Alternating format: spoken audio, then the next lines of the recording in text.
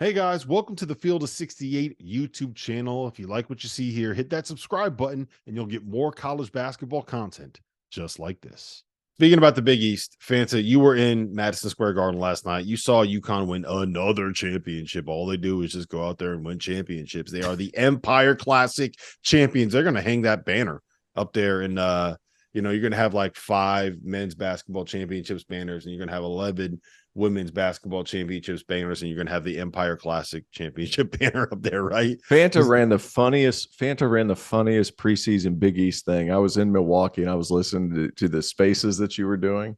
And then UConn fans were chiming in like, hey, John, just wanted to pick your brain. First time, long time, all that. Are we going to win every game by double figures, or are we going to flirt around and win some by 5? I know. It was so funny. I'm by myself in a room laughing. So what do you guys make of UConn fan? Let's go to you first on this one, just because you were in the building. You saw them play the last 2 days. Reigning national champions. They looked really damn good for about the first 70 minutes in Madison Square Garden. And then I think some of the concerns that I have with them at least popped up a little bit down the stretch of that game against Texas. Yes, for sure. Now, mind you, Stephon Castle did not play in either of these 2 games. So you're missing a key piece. Some of those concerns arose, and you have to give Texas a lot of credit. That's the best Dylan Mitchell's ever played. He was superb for Texas. That's the Dylan Mitchell we thought we would see here throughout the whole season. And Rodney Terry said it after the game. We need Dylan Mitchell to do that every day. He goes, we've been talking as a small ball 5, and he will, instead of playing him as a wing. He's not a wing. He's a small ball 5. Yep. Max Asmus and Tyrese Hunter are having. I saw that look, T.O. 6'8", 205 is a small ball 5 in the Big 12's tough. Yeah, it is. Max Asmus and Tyrese Hunter are trying to figure it out. They're having trouble fully gelling, but Texas avoided turnovers in their 2 days of the Empire Classic. I think part of it is, guys, like, yes, some of the concerns arose in the last 10 minutes of the game, and they let their foot off the gas, proverbial gas, if you will. I also just think it's really hard to do what they've done here the last 2 years against non-conference opponents. They still won the game by 10. Mm-hmm. And Cam Spencer, to me, underneath it all, has been such a good ad via the portal. Yes. But to me, the most revealing thing of last night, as we're doing this show, is Samson Johnson. I texted Rob this. Like, I think there's a world where there's NBA upside to him. Yeah, absolutely. Absolutely. Ultra athletic, explosive, defends, he runs like a deer and leaps like he's on a pogo stick. Connecticut is right there. You know, they're still in the upper echelon of teams. That's not a shock. This team is as good as anybody in the country. They're at their best. On their best day, and everybody right now is having mixed days. We're not seeing anybody just dominate. You know, as we're doing this show, the Maui semifinals are tonight. Nothing would surprise me. No, if any of the 4 teams won, it wouldn't surprise me. In other words, there's no clear cut. UConn is as good as anybody in the country when they're on. And this team showed it the last couple of days. They are fully capable of doing what Florida did. Donovan Clingan apparently was sick last night, and he played 13 minutes. He was a non-factor in the game, and it didn't matter because Samson Johnson took the torch and was terrific. This team's really good. Theo? No, I love it. Big, physical, super athletic, pretty much from top to bottom. They got 3 guys in their lineup at almost all times that just don't make mistakes. Caravan doesn't make mistakes, period. Doesn't make mistakes. That is so valuable. Tristan Newton has become more solid. He had 3 turnovers yesterday, but that was go along with 8 assists. You're going to turn it over some. And then, to be honest with you, too, like, let's see, Cam Spencer, while he's not Jordan Hawkins, you know what you get the entirety of the game. Mm-hmm. So he's not super. He's the one guy in that lineup that's not super athletic. And I would argue that Caravan's not a superior athlete either. He's an okay athlete, but he's not a superior athlete. But you know what you're getting from Cam Spencer the entire time. He is like this. He is just steady, solid the entire time. That allows for some explosive components to really have big games, right? Because you know what you're getting from three guys on the floor. So even though my argument earlier this year was, well, they went from really old and really talented to really young and really talented, having three guys on the floor, or at least two at a time that aren't going to make mistakes, like, is a great crutch for those other super talented guys. Solomon Ball, out of all those freshmen that came to campus, he was the most physically ready. And while I didn't think he would necessarily be that great of a shooter, he's making him good enough. And he just fits exactly what Hurley likes to do. Extremely physical, can defend, plays in transition. And I mean, just a blur when it comes to, if they're getting back on defense, he can collapse and help figure things out quickly as a freshman. I agree with John. On UConn's best day, they can win against anybody in college basketball. Again, that's just those three guys. Those three guys right there allow those other ones to kind of hobble their way into figuring it out. Yeah, that's kind of where I've come down to too. What I said in the preseason was three things needed to happen, right? Tristan Newton needed to be like an all Big East caliber player. And I think that he's kind of taken that step forward, especially with like his efficiency offensively. Alex Caravan needed to be an all Big East caliber player and not just a guy that was like a spot up shooter. He needed to be able to create some shit on his own. And I think that you saw that last night. Now, I don't think you want to rely on him taking those tough fadeaways and those tough pull-ups at the end of a shot clock, but if you need him in a moment to be able to get it done and go win a game, he just showed that he could do it. And the last thing was defensively, and I'm still a little bit worried about them, because if you haven't signed up for BetMGM yet, use the bonus code FIELD200 and you will receive $200 in bonus bets instantly when placing your first wager of at least $10 with BetMGM. Here's what you got to do. Download the BetMGM app. Sign up using the bonus code FIELD200. Deposit at least $10 and place your first wager on any game, regardless of sport. You will receive $200 in bonus bets, regardless of the outcome of your wager. Just make sure that you use the bonus code FIELD200 when you sign up.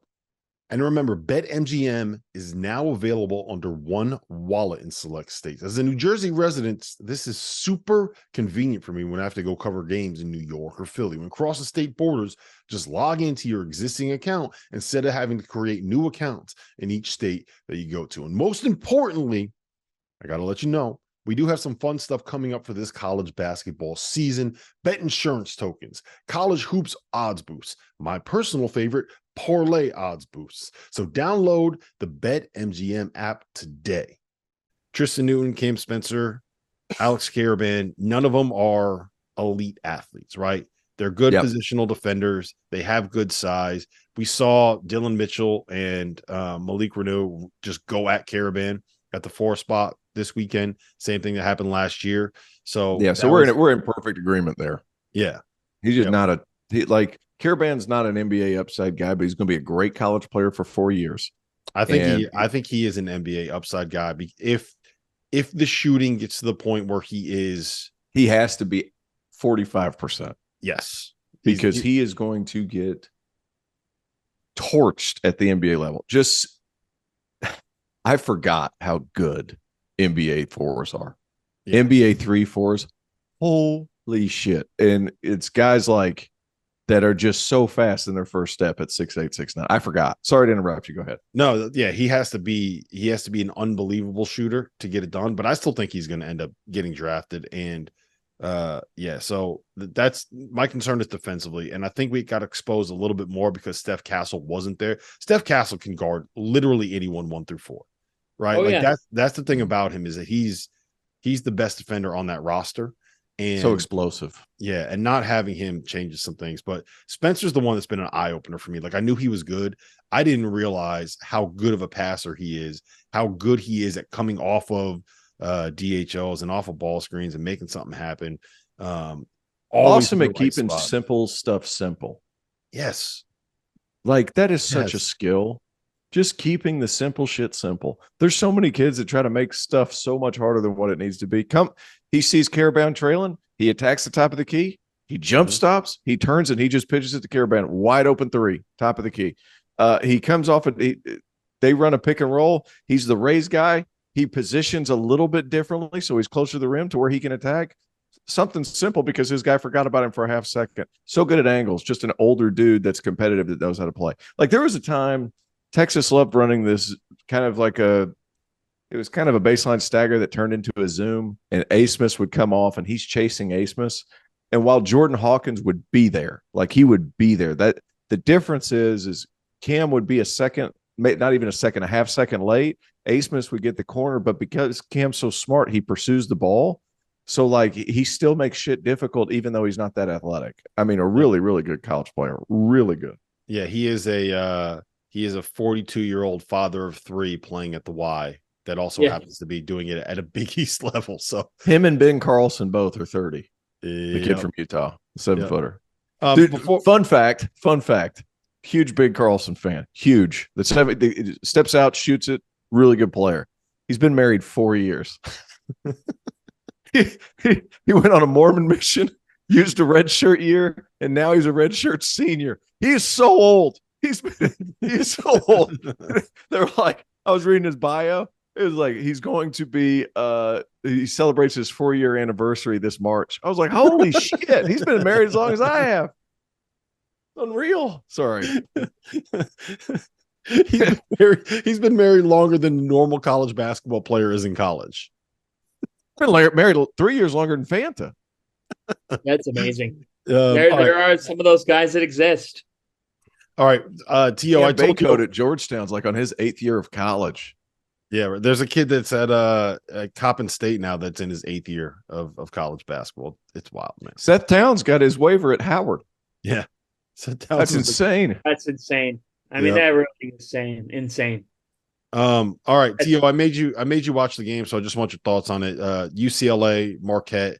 UCLA was. I watched all these games we talked about for what it's worth. I got up and just dropped the kids off and started watching these games. Because last week I felt kind of bad because I felt like I was just overwhelmed. So I was like, "The hell with this! I'm going to make sure I watch every one of these."